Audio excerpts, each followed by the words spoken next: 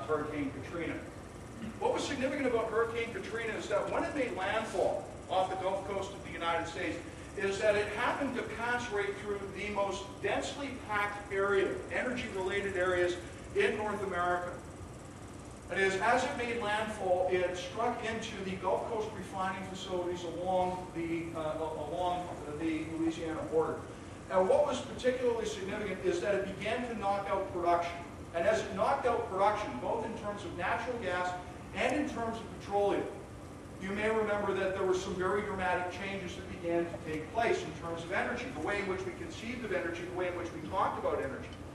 So much so that by mid-September, actually more correctly speaking, on September 14th in the House of Representatives, the Subcommittee on Energy Resources held an emergency hearing based on what they perceived to be an emerging crisis in terms of natural gas. The problem with what had happened with Katrina was that it had knocked out those distribution as well as those collection facilities along the Gulf Coast. And to give you some kind of sense as to the importance of that region for the United States in terms of its energy capacity, is that Katrina affected approximately 21% of America's natural gas supply. That is, storage and distribution facilities along the Gulf Coast. Effectively, what that meant is that they were no longer able to go to market, and it has knock-on effects. Because the distribution and storage facilities along the Gulf Coast wind up servicing a much larger area. And the knock-on effect of that is that it began to shut in natural gas production. The same held true in terms of petroleum prices as well. But the knock-on effect was that much greater because what it did was it effectively shut in capacity of other natural gas producers. Some estimates ranged as high as 80% of the United States natural gas supply was shut in as a result of Katrina, at least for a period of a few months. And why this began to matter is when we take a look at what was taking place in terms of natural gas prices. Natural gas is priced per 1,000 cubic feet, MCF. M just is the unit of measure for 1,000. And if we take a look at natural gas prices basically back from 1997, you can see that it's been fairly constant. And in fact, if we were to extend this graph back to the 1980s, back to about here, you would see that prices were fairly level in terms of natural gas.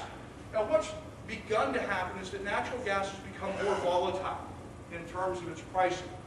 And you can see a few pretty evident spikes. You can see a spike in 2000, coinciding with the energy crisis in California prior to the election of George W. Bush. You can also see a major price spike that takes place right here, with Hurricane Katrina. The estimates were that natural gas prices were going to spike even higher. That is, after the better part, or spending the better part of 2 decades at around $2 to $3 an MCF, natural gas prices begin to spike. And unfortunately, you can't see the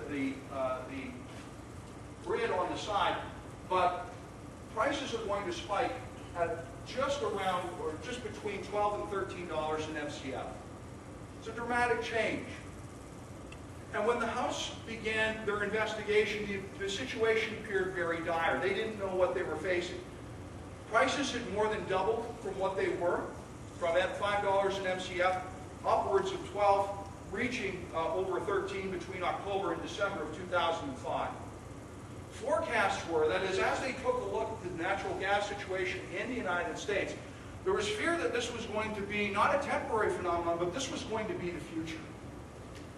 Because conventional sources of natural gas had been on the decline. They've been on the decline in the United States quite literally since deregulation in the 1980s. And what is going to take place is that as domestic supplies of natural gas began to diminish, the United States began importing more natural gas from Canada. And this was more than enough to offset declines in conventional gas production in the United States. But the fear was that as this continued to decline, natural gas prices were going to spike, and they were going to continue to increase in the years ahead. unless some way was found of replacing supplies.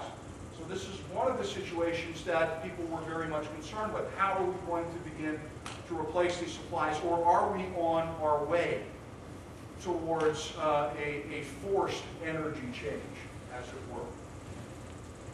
Well,